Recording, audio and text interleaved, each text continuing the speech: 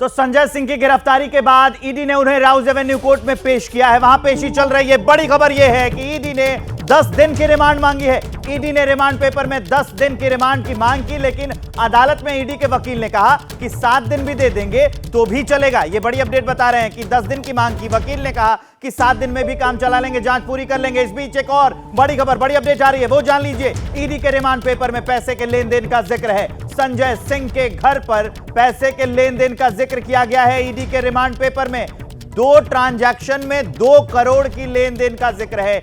ED के ED ने इसका खुलासा किया है। उन्होंने अपनी रिमांड पेपर में यह लिखा है, इंडोस्प्रिट से पैसे के लेन देन का भी जिक्र किया गया है। 2 करोड़ रुपए के 2 लेन देन का। अगली बड़ी खबर जान लीजिए, वो भी जरूरी। ईडी ने अदालत में कहा है कि 3 लोगों से संजय सिंह का आमना सामना करवाया जाएगा। ईडी ने रिमांड की मांग करते हुए कहा कि संजय सिंह के घर से जो सबूत मिले हैं उनसे संजय सिंह से पूछताछ करनी है, इसलिए उन्हें रिमांड चाहिए।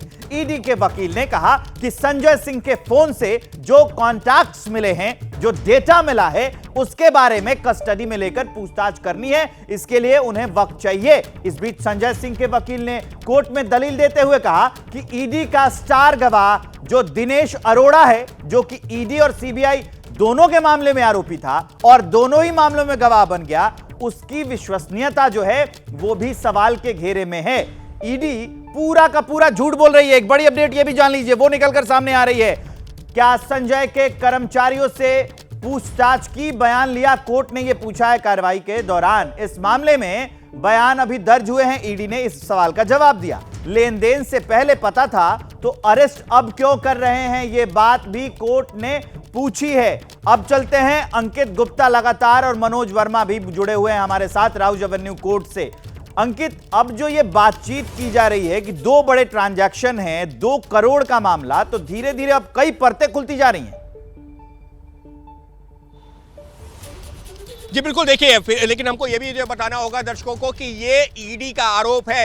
ये ईडी ने रिमांड एप्लीकेशन में ये बातें कही हैं जिसका खंडन किया जा रहा है संजय सिंह के वकील के द्वारा। एक बड़ी खबर देना चाहूंगा, संजय सिंह के वकील ने एक आरोप लगा दिया है और उन्होंने ये आरोप लगाया है कि इस तरह से गिरफ्तार करके मुझको प्रताड़ित किया जा रहा है। और इतना ही नहीं, संजय सिंह के वकील ने तो ये भी कह दिया है कि इस शराब घोटाले से, इस कथाकथित शराब घोटाले से संजय सिंह का कोई लेना देना नहीं है और ये गिरफ्तारी ही अवैध है। यानी कि संजय सिंह के वकील ये बता रहे हैं कि संजय सिंह को प्रताड़ित किया जा रहा है। ईडी के पास में ऐसा नहीं है, ये जानकारी अभी से है। अगर दिनेश अरोड़ा के बयान की बात की जाए तो फरवरी महीने में जब मनीष सिसोदिया की गिरफ्तारी हुई थी, उस समय भी दिनेश अरोड़ा का बयान जांच एजेंसी के पास था। तो आखिर संजय सिंह के रोल को लेकर के तब कोई बात क्यों नहीं की गई? क्यों 8 महीने बाद, यानी कि मनीष सिसोदिया की गिरफ्तारी के करीबन 8 महीने बाद संजय सिंह को गिरफ्तार किया जा रहा है? और अब ईडी के वकील, जो जांच एजेंसी के वकील हैं, उनका यह कहना है कि इस मामले में सरकारी गवाह की विश्वसनीयता पर सवाल नहीं उठाया जा सकता।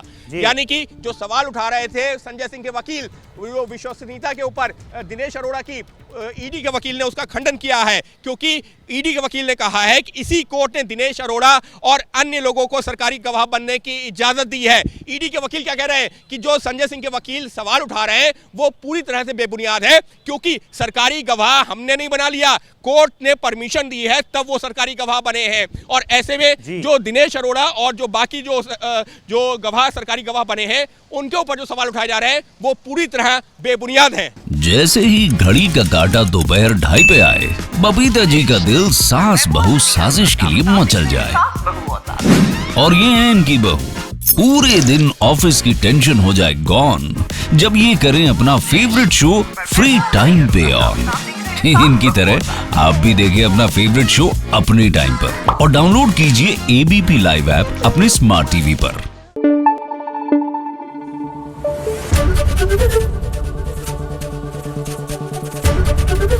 एबीपी न्यूज आपको रखे आगे।